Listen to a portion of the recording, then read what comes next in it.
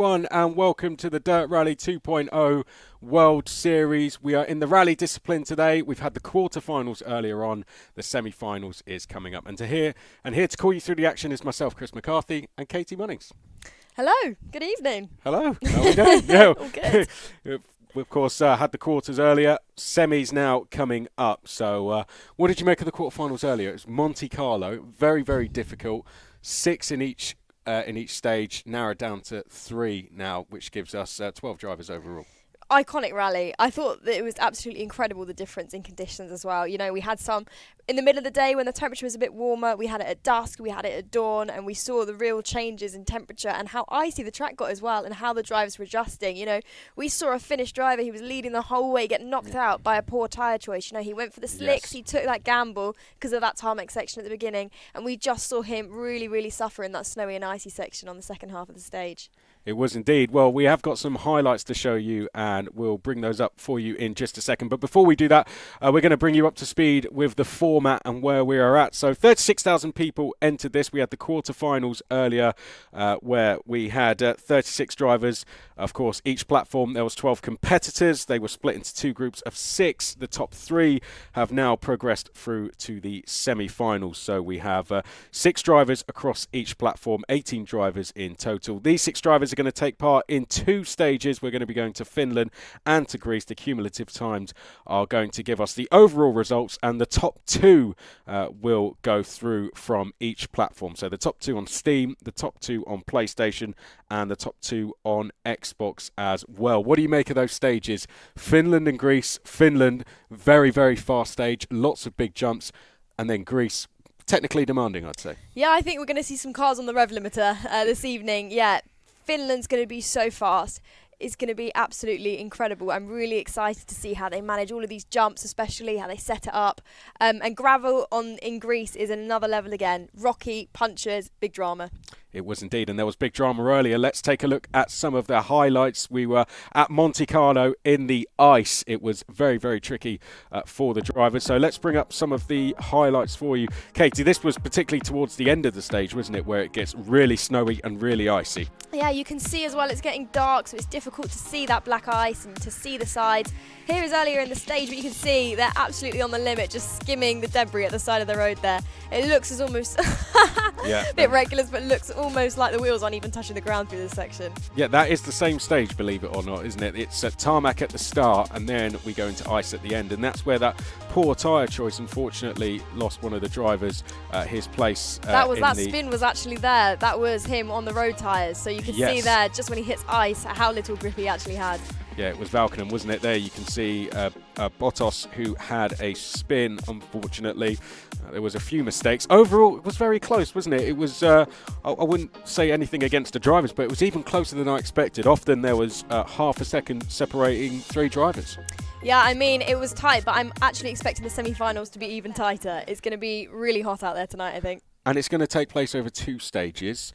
How do you think that changes things? Of course, that first stage, big jump, so it's about taking risks almost, and then you're going to have a little bit of breathing space going into the second stage. Yeah, I mean, they've got the car choice now. You know, they're moving on to the Group A cars, more powerful, 4-wheel drive, and they've actually got a choice of cars between 2 stages. So it's about adjusting their rhythm and their driving setup, their kind of feel that they've got behind the wheel.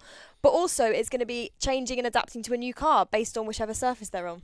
Well, we're going to go through all of the first stages first. We'll start with Steam, then we'll go to PlayStation and Xbox, and then we will go through the second stages as well. We'll have the results in from stage 1 so we can keep an eye on who is where. So here are the 6 drivers that qualified through on Steam. Only 2 of these are going to make it through to the final, which takes place at the Autosport show. So Lucas Mateja, Una Pankinen, who of course was the champion on the Dirt 4 Championship, Sam Thornton, Luca Giacomin, Jonathan Schaefer, and Jarod Pesch as well. So that is the grid. Mateja and Pesch were the winners. Pankinen and Giacomin were the 2 drivers that finished second, and Thornton and Schaefer went through. if I remember correctly, particularly Jonathan Schaefer was in fourth for a while, just at the end snuck through into third. It was very close in across all of the stages, but there we go. That is the grid. It's going to be very interesting now. We put the quickest three drivers from the two groups earlier up against each other. Very interestingly, all drivers have gone for the Lancia Delta as well. So that car made famous by Juha Kankkunen, late 80s, early 90s, iconic car, iconic stages. Here we go. Well, here we go. You'll see the lights are just to the top right of the car. Here they come on. That's 3 lights, that's 4, that's 5. Let's get ready to go in Finland for this first time, and we are away then. So the positions are going to be to the top right of your screen. They'll be updated live, and then to the left shows who is where. The dots and their names will appear next to them. At the moment, you can see it's very close. Now, this is a much shorter stage. Monte Carlo was a 7-minute stage.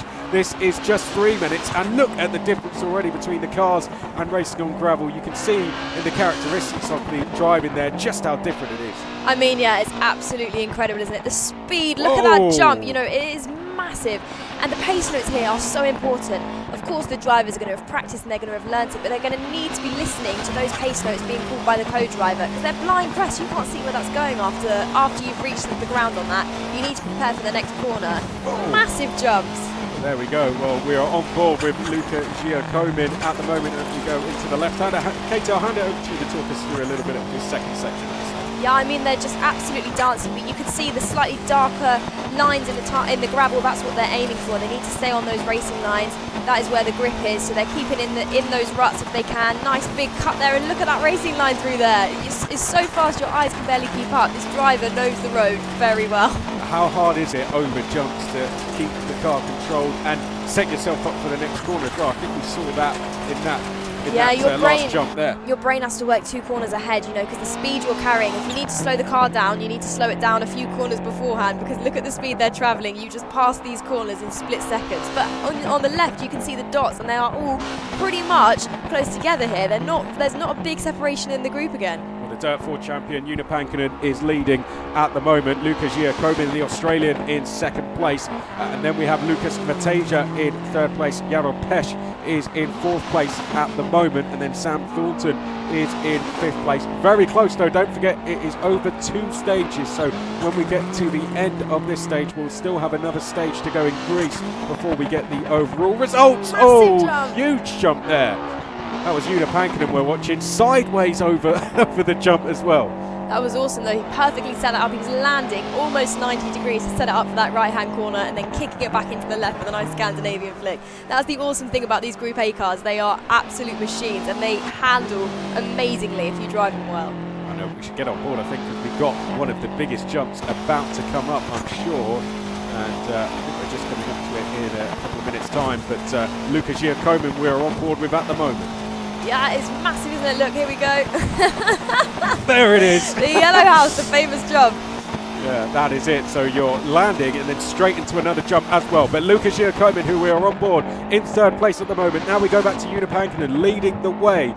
Second place is Lucas Mateja, who won the first group earlier in his quarter-final. Then we have Sharon Pesh in fourth place. Fifth place is Sam Thornton at the moment. We haven't mentioned too much of Jonathan Schaefer, but he is in sixth, and across the line we go. And it looks, well, big crash across the line there. I think that was Schaefer, but Juha Kankkunen it is who takes the victory, and he will carry over an advantage of 0.6 of a second into stage 2. Second place was Lucas Mateja, then it was Giacomin in third, Jaro Pesh in fourth. Fifth place then was Sam Thornton, Jonathan Schaefer in sixth. The gap between first to 6, 8 seconds, so Jonathan Schaefer in big trouble there. Only the top 2 go through, of course, but any one of those top 4, you'd say at least, could go into the final at the Autosport show. Yeah, I was going to say that's really interesting now that we're on a fast stage. You know, that happens so quickly, but you can see the times are starting to spread out a bit. You know, 8 seconds is quite a lot. When you think it's a 3-minute stage, before we were looking at a 7-minute stage and there was hundreds of seconds in it. So the spread is really getting bigger. I think it's down to the racing lines now. You know, these are proper flat-out stages. Yeah, I was going to say, I thought that the bigger gaps would be at Monte Carlo, but we were in slower cars there.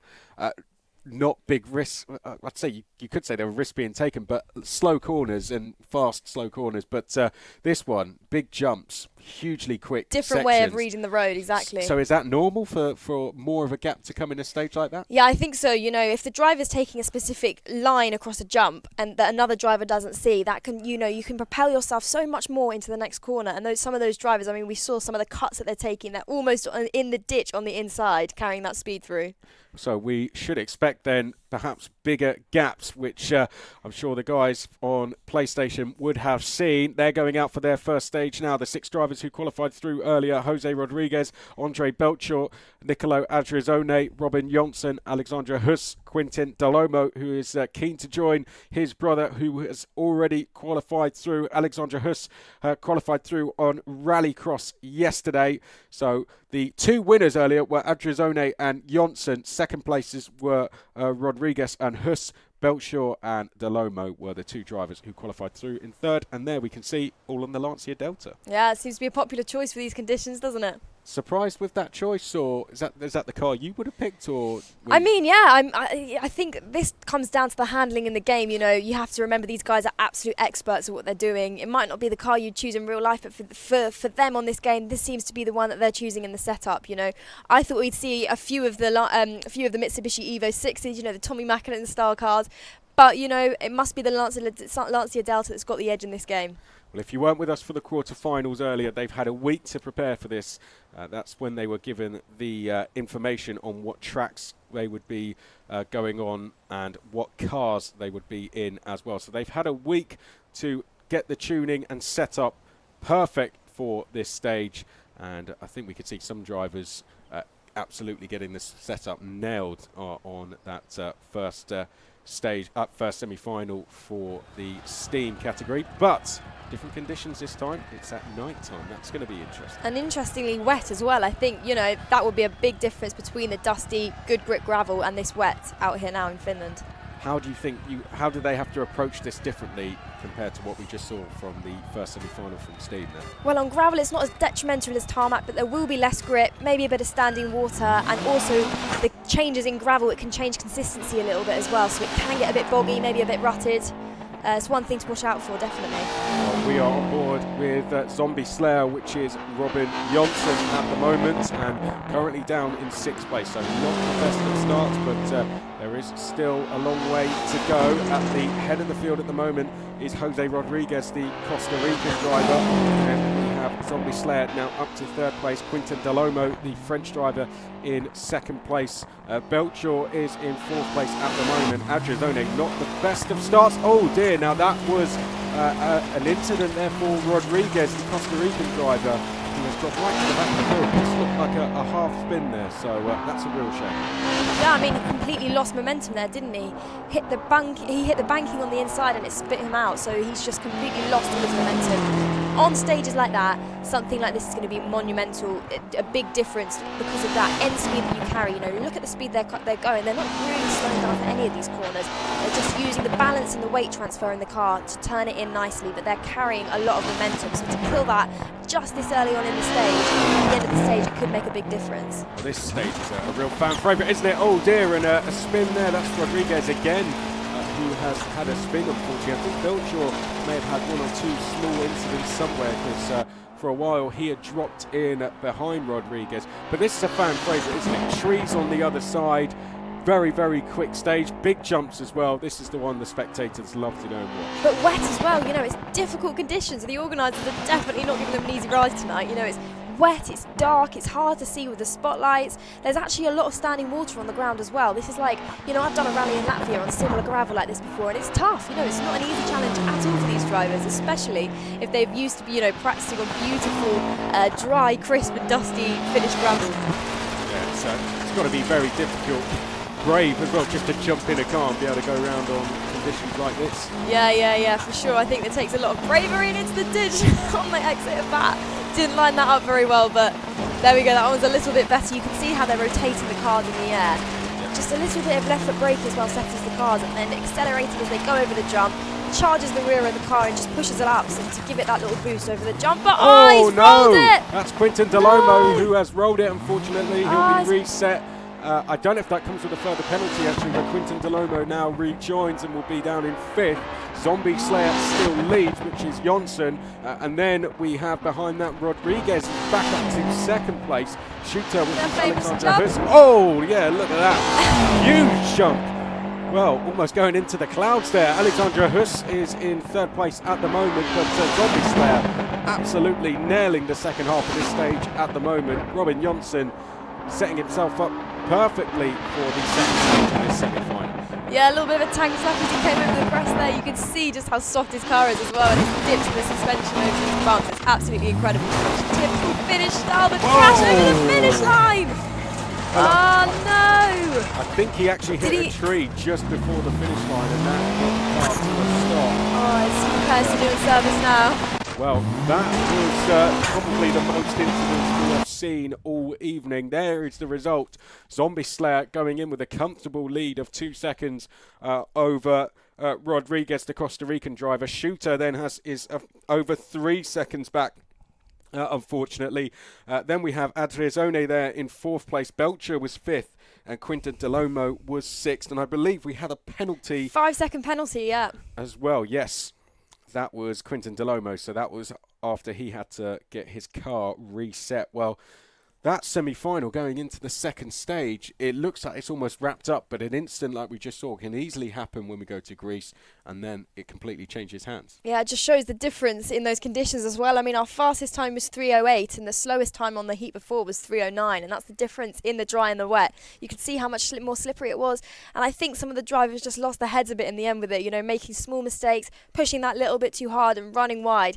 In these finished roads, you know, they're wide roads, but as soon as you get off those roads, you're in the forest. It's interesting, isn't it? I mean, I had a practice go on it earlier. It didn't really set any respectable time, but what I did find is you could make a mistake, but you'd pay for it only 2 corners later. You could sort of hang with the car, but then all of a sudden you find yourself spat off into the trees or doing a roll, like we saw there as well. So, and what's amazing is they're doing it all visually. You know, they're not feeling it, like they're not driving the car. Their seats aren't moving. They are picking this up with their vision, and they are anticipating what the car's going to do. How much do you rely on that, having that feel in the car compared to what you see visually? For me, 100% it's what I feel. That's what I respond to. So these drivers are actually responding probably faster than I would respond, because they're having to anticipate what's going to happen. They're only using what they can see, and they're using the feeling they have through the steering wheel or their controllers, but that's it really. They're not in a sim that's moving their seat in the car. So it is very, very specific, and it's it's a fine-tuned skill.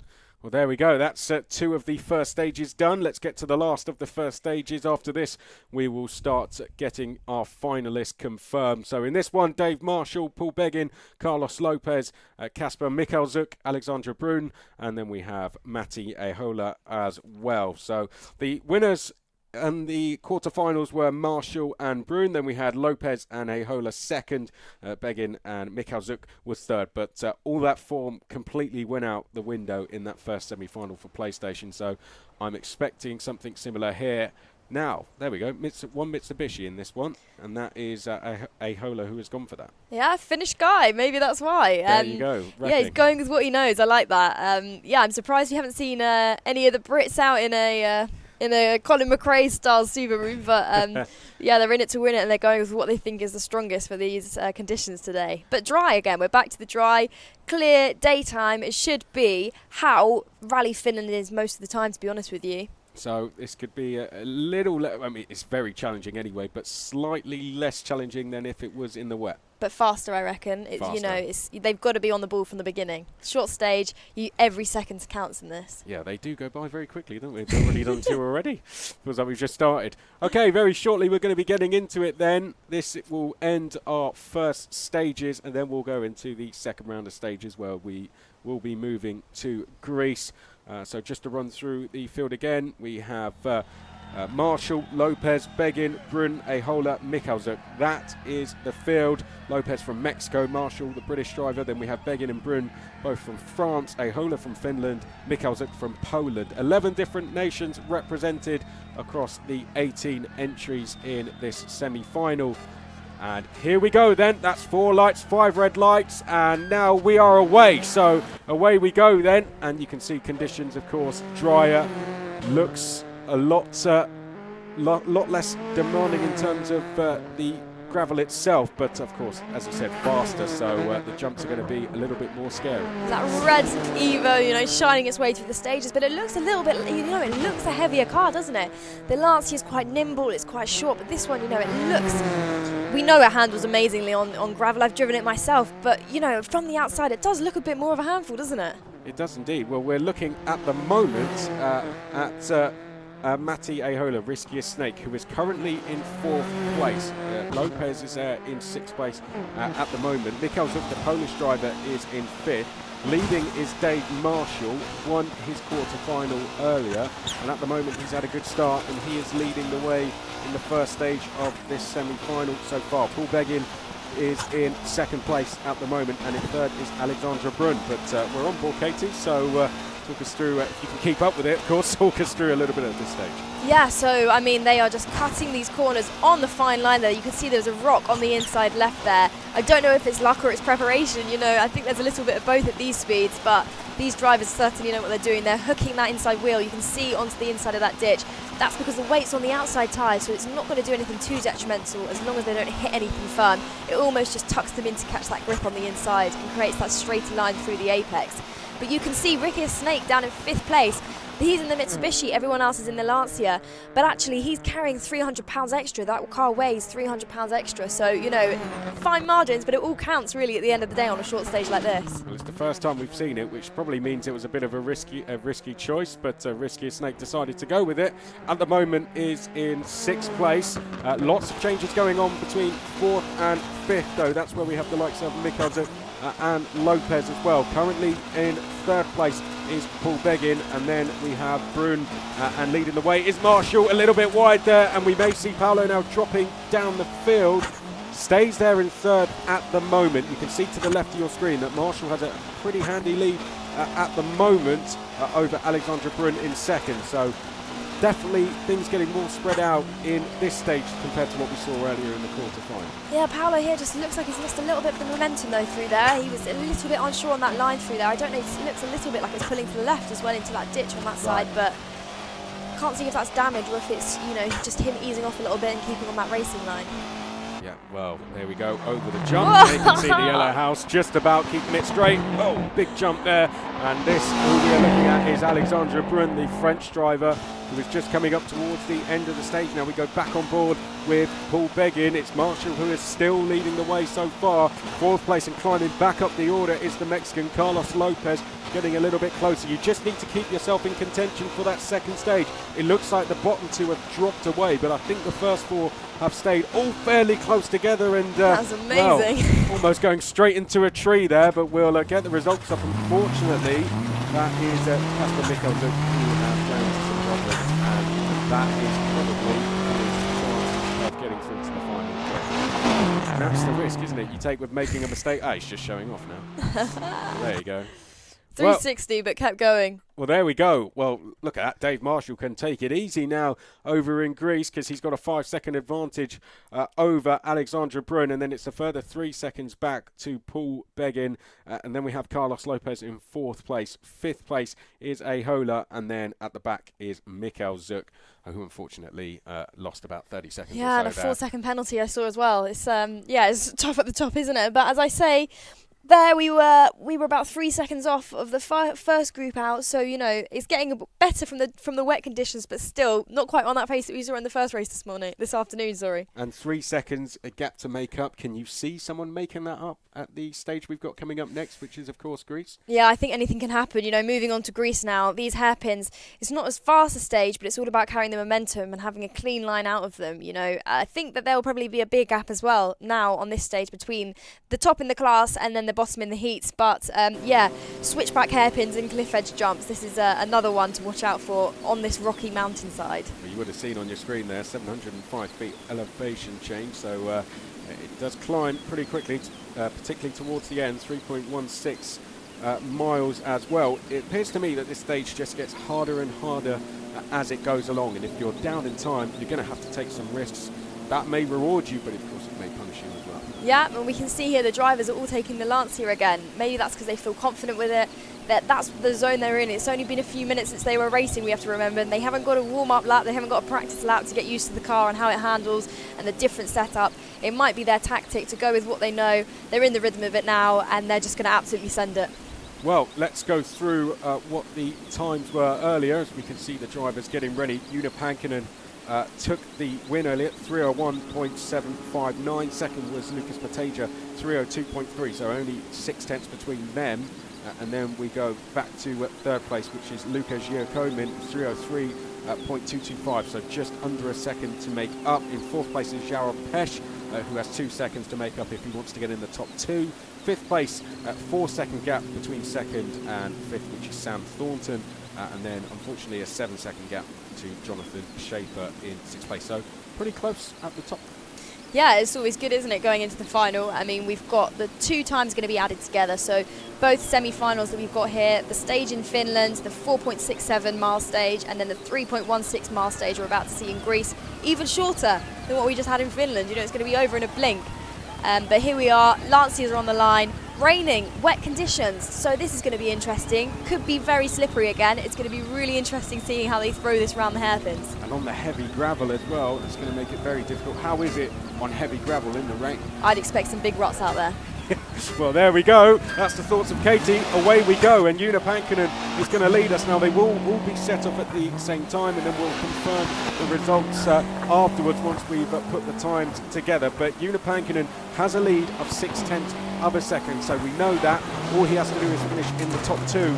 Una Pankinen's gap back to Lucas Giacomin in third is just over a second. Complete spin, yeah, I mean, that just shows, doesn't it, this early into the stage already, and completely sideways there as well. It does look very slippery, and I think that, yeah, you know, it's all down to setup as well in the wet. Setup is so crucial, and if they haven't got their setup set, like, perfect in these conditions, it's going to be very difficult, and they'll be battling with the car to the finish. How difficult is it if you've got the wrong setup in the wet? How much of that? Yeah, I mean, it's difficult tyre choice as well as obviously a big one, but yeah, I've felt it so many times, you know, on this kind of gravel when it's so boggy, you really need to be feeling confident in the car, otherwise it is just fighting a monster into the finish line. Well, we saw Lucas Giacomin have a spin. That's really unfortunate for him because he was less than a second behind Lucas Mateja. Lucas Mateja, who at the moment is in second place. We are following him at the moment. Una Pankinen leading, so it looks like the top 2 on track at the moment are going to be the 2 that qualify through from Steam. They will be the first 2 of our 6 finalists to go through. Jarrod Pesch is in third place now. Jarrod Pesch fourth after the first stage. He'll immediately be up into third, but he needs to beat the top 2 and needs to beat them by about 2 seconds to get himself into the final. So Jarrod Pesch, if he finishes behind the 2 drivers ahead, then he will not go through. Likewise will anyone else behind. So we're going forward with Una Pankinen, and well, tight corners coming thick and fast there. Yeah, I mean, you can see the Finnish driver. He is completely sideways into these corners. It's difficult to see where the road is ahead, isn't it? You know, you're almost looking through the side window here on some of these tight corners. He's setting it up perfectly, sideways style. It'll be interesting to see if it's faster, you know, than the others on these sections, but stylish way to do it, I have to say. Going through the heavens there, pretty much going in backwards. Yeah. Crazy stuff. Do you prefer conditions like this, or are you going to prefer tarmac? I have to say, gravel-wise, if it's dry, it's more predictable, so it's nice. But, you know, on wet tarmac, there's a big difference to the grip to dry tarmac. On gravel, when you're on gravel tyres, you don't notice a massive difference, to be honest with you. It's not as detrimental, so you can still have some fun.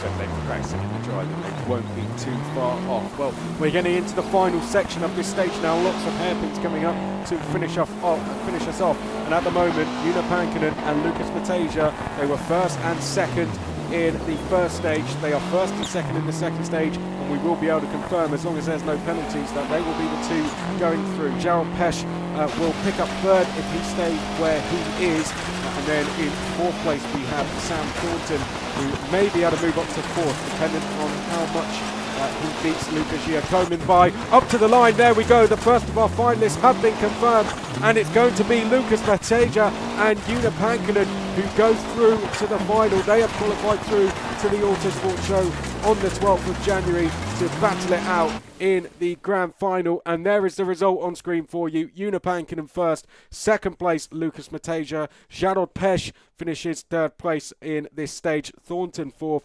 Jonathan Schaefer fifth, Giacomin sixth. The times will be added together, but I think it's safe to say that Una Pankinen and Lucas Mateja are the two that go through overall. I mean, they are, clearly the top of the game.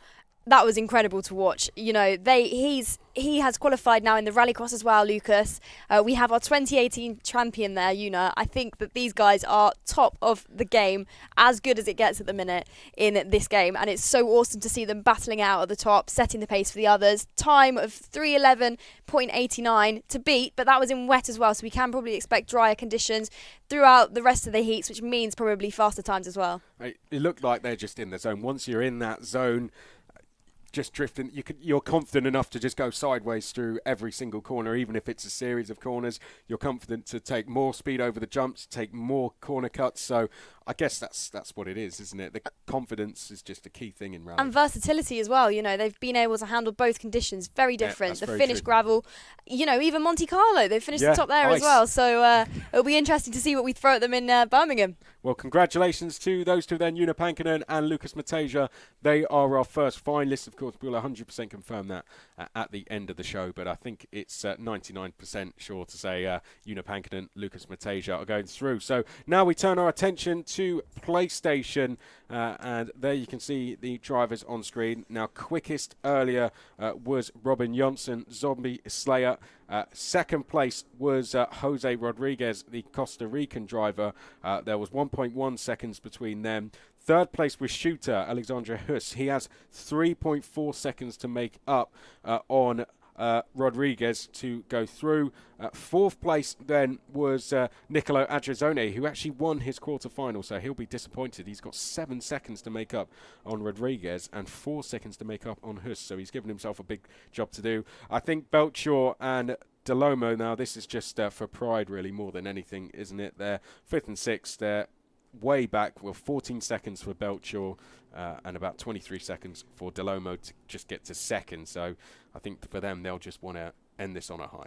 Yeah, we have to remember there's 70-odd thousand, wasn't it, entries for this. So to be narrowed down to this, we're talking top 6 now that we're dealing with in each different category here. It's awesome, isn't it? Yeah. Every single driver deserves to be there on their own merit. Down to luck on the day, if you're having a good day, the small things at the end of the day, but we all know that they are, there's no doubt in their talent and on the start line ready to get going. Well, only 2 can go through on each platform. This is PlayStation. We know our 2 from Steam. That is Lucas Mateja and Una Pankinen. Let's find out who's going to be joining them as 4 lights come on, make that 5, and away we go then. So we are off away racing once again. Zombie Slayer will lead us at the moment. Shooter has gone into the lead, but this is the first phases of this stage. And at the moment, it looks like Zombie Slayer's doing a pretty good job at the moment. So, well, time to make up, of course, for Alexandre Huss, as well as Nicolo Ardizzone as well. And Robin Johnson and Jose Rodriguez will be hoping to just keep a clean pair of heels on this stage. Yeah, narrower stage as well, less room for error. You can see they're having to wait a little bit more. They can't carry as much speed through the corners as they were in Finland. As you can see here, you don't want to be running wide onto those rocks on the outside. Yeah. Patience is key on this, but also avoiding the rocks. You can see at the side of the road there are some big rocks out there. They will know where they are. These guys have been practicing and they are the experts in this field, but at the same time, under pressure, sometimes it can catch you out. I think we saw an example there of just how precise they are, sort of cutting a corner while sideways. Very impressive stuff there, just knowing that you can get a front wheel over the inside of the banking. But Zombie Slayer, quickest earlier at Finland, quickest now as well. Here we can see him just coming into shot now. Zombie Slayer leading the way. Rodriguez in second place as well. So like we had on Steam, on PlayStation as well, the top 2 are the same top two from the first stage earlier. So at the moment, there will be the two that go through to the final. It's also quite common on these kind of roads, if there's a bit of a bank on the inside and you go a little bit too close. For example, there where he took that cut, he knew it was quite flat. But if you cut up the inside, I'd been on a rally before in Cyprus. It's very similar conditions. It's very narrow, hot, rocky. You can't see a lot. And if there's a bit of a bank, it's not uncommon for the car to be rolled from the inside by cutting a little bit too high, pushes you up onto the outside two wheels, roll the car. Sometimes it's game over at the end of the rally. Yeah, well, they don't, well, Zombie Slayer doesn't exactly have to be pushing as hard as he is with the gap he has. It's a 3-second advantage, but I guess as a driver, you'll be able to tell us this. If you stop pushing as hard as you can, often that can lead to mistakes. Yeah, exactly. These cars are designed to be driven on the limit. A rally car is easier to be driven when you're pushing it, when you're making that suspension work, when those brakes are hot, when the tyres are warm. As soon as you start holding back, you also question yourself and you start, there's room for thinking, which is wrong in a rally car. They always say, if everything's under control, you're not going fast enough. That's it. And you have to remember, these drivers have no indication of where the other guys are on this road. They don't know if they're ahead, if they're behind you. They've got the positions, but they haven't got the distances or the split times in front of them, so it's difficult for them to see.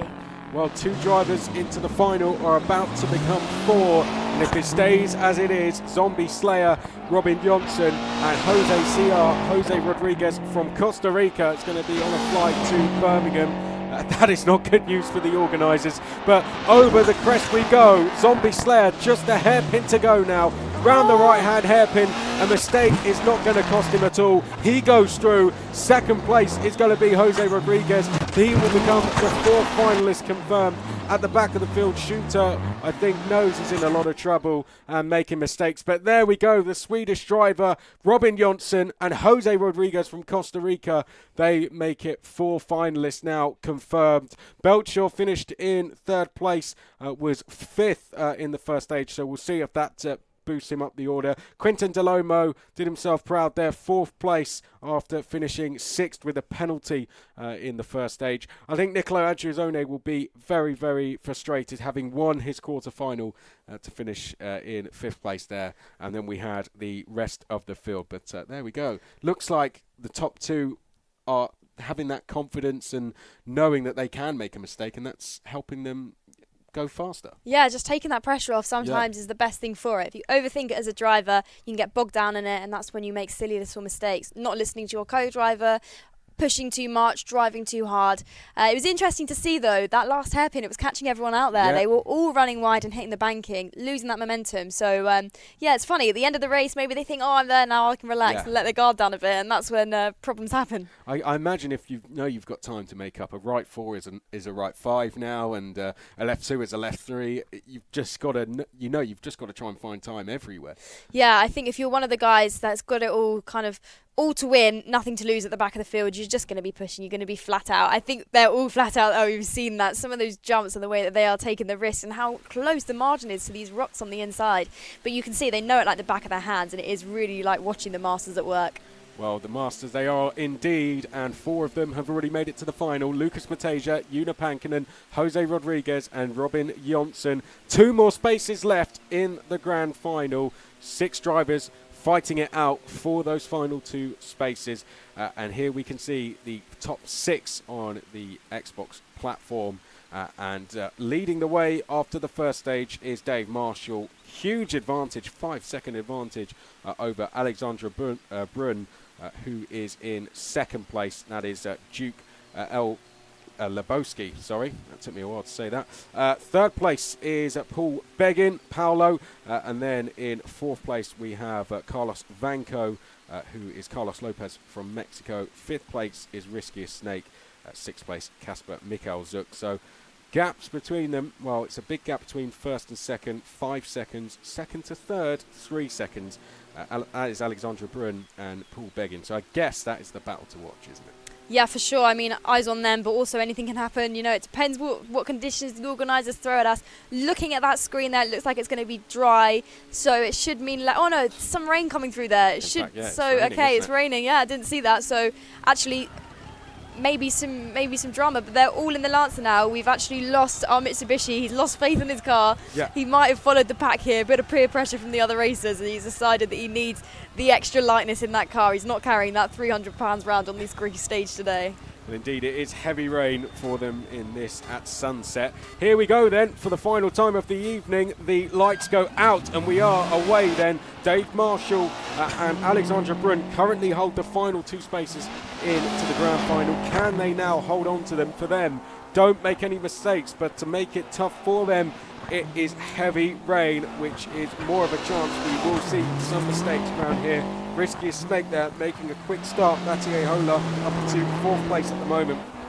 But as we've seen all evening, Dave Marshall leading from the front, doing a brilliant job. Yeah, he is on it, isn't he? He's absolutely round on the outside there, just getting their rear wheels. The important thing is always look at the direction you want to go there. You can see that he's focused on the direction he wants to go. He's being patient. You know, if you make a mistake like that and you get your wheels a bit off the line, as long as your front wheels are on line and you're pointing the way you want to go, you can accelerate and drag yourself out of it. It's more common, I think, in the wet than it is in the dry, just the slippery nature. But sliding round, I was going to say he's overcooked it. He'd actually set it up perfectly for the next corner. Classic textbook Scandinavian flick there.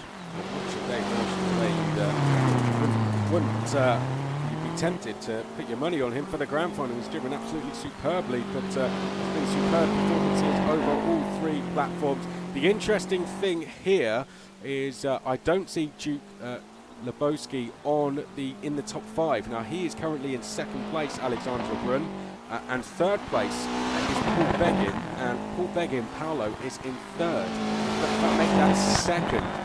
So it looks like there has been a mistake from Alexandra Brun. He's back up to 5th place now. Maybe we'll get a look at him in a second. He's coming up to 4th place now. So coming back up the order, but this could be close between. Yeah, I think he's on an angry return. If you look to the left, you can see his little dot moving. It's actually moving a lot faster than the other guys. He must be on a rage up here, giving it everything. Let's go now then, Kate. Have a look as he goes through the 3rd quarter of this stage. I mean, you can just see how treacherous those conditions are. It doesn't look like he's pushing that much, but he's obviously on the limit of grip. He's got it all to win now and nothing to lose, so he's going to be pushing as hard as he feels like he can in these conditions without making any big mistakes. He's got, to be exact, 3.5 seconds, in fact 2.5 seconds, I think that is, over Paolo. 2.6 seconds exactly, and Paolo at the moment is in 2nd place, so we're going to have to work out the gap at the end, but well, Alexandra Brun could be in a little bit of trouble here. You can see Paolo to the top right of your screen is in 2nd, not actually that far behind Dave Marshall either, who has, unless he crashes into a tree, Dave Marshall is going to be going through in 1st place from Xbox, but it's a case of who's going to finish 2nd.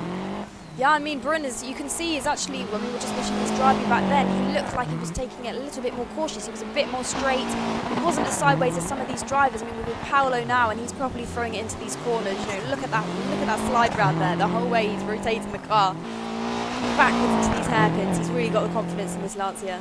Well, it's the final hairpin which has caught drivers out. Let's see if that happens here. Dave Marshall could probably get out his car and run round. That's how much of an advantage he has. Round the final corner he comes. What about Paolo though in the background? He comes round the final corner now. Has he done enough to catch the gap to Alexandra Brun, who we are watching now?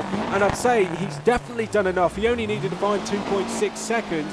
And that looks like more than 2.6 seconds to me. There is Dave Marshall. He goes through 2nd place. Paolo, the gap to Duke Lebowski is 12 seconds. So Paolo goes through. Paul Beggin with a brilliant 2nd stage goes through, beats his countryman there, Duke Lebowski, and he takes the final space in the grand final. Riskiest Snake finishes in 3rd place. Carlos Vanko 4th.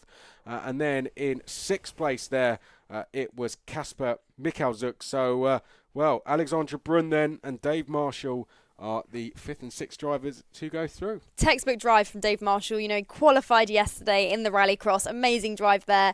Tidy today. Adapted well to those surfaces. And he has just completely walked through that like he was on holiday. He's going to have a busy day at the Autosport show, isn't he? On the 12th. He's going to have 2 lots of racing to do. Rallycross and Rally today.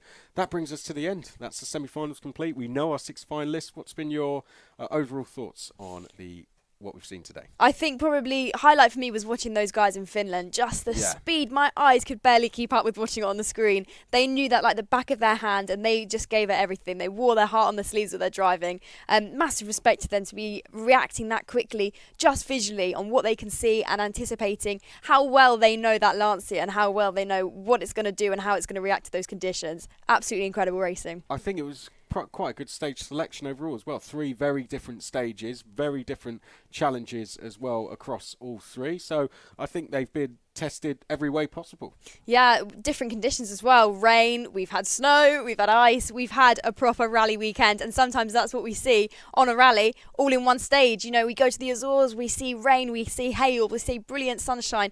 These drivers have adapted to it all, keeping their setups, how they want to drive, and congratulations to those guys that have made it through. Definitely deserve to be there. Yeah, we'll confirm the results in just a second. We'll bring them up on screen and then we'll show you which 6 drivers have gone through. 36,000 comes down to 6, and I believe we now have those results confirmed. So let's go through the results. They'll come up on screen now. There we can see going through to the final, the 2 drivers that qualified through on Steam, Lucas Matasia and Una Pankinen. Then on PlayStation, it's Jose Rodriguez and Robin Johnson. Dave Marshall and Paul Beggin go through on Xbox. That is a pretty impressive list of drivers. Hard to call a winner out of those 6. I have to say, you know, we've got some guys that have qualified in Rallycross. We've got our 2018 champion there who just missed out on the qualifications for the Rallycross yesterday. Una Pankinen will be back for the final in Birmingham again this year. We saw how emotional he was with his mum last year at the final. It was amazing to see. Hopefully everyone will be able to come together out for that final. Unfortunately, we didn't get 2 of the brothers out to the final, but hopefully we'll be able to see them supporting each other for the Rallycross on the stage in January. Yeah, I'm sure Quentin will try and convince his brother to get him over for a free trip to Birmingham. Of course, we are going to be at the Autosport show. Just to confirm, that is when our finals is going to be. So if you're going to be at the Autosport show on the 12th, you can come over and watch live. But of course, there will be a live feed in all the same places as well. And there you can see all the details. So it's going to be on the 12th of January, the Autosport show, and that is when we're going to crown our champion in the Dirt Rally 2.0 World Series. Don't forget, we've got Rallycross and Rally as well. You've been here this weekend for both. What have you thought the differences between the two, apart from the obvious thing that one's Rallycross and one Rally, but how have you found watching the 2 different disciplines? Well, I think the common theme there is being flat out. These drivers are sending it. They're not holding it back, especially in the Rally today. They didn't know where the other drivers were, so they gave it everything. And the Rallycross, maybe it's a bit more tactical. It's a bit about line and who they can sandwich in where or who they can push off the racing line. Rallying was all about as fast as they can go. But we've seen them adapt well. We've seen drivers at the top in both categories, so those guys deserve to be there, and I think they will bring it to the stage at the Autosport show. Well, of course, you can join us live there. Katie, thanks for being with us today. Katie will be there as well at the Autosport show, as will I. 12th of January is when you need to tune in. 36,000 have now become 6. We need to crown our champion, though, and we will do that at the Autosport show next year. Until then, thank you very much for watching. Have a very Merry Christmas and New Year from all of us here at Dirt Rally. We look forward to seeing you at the Autosport show in January. For now, though, it's goodbye. Hey!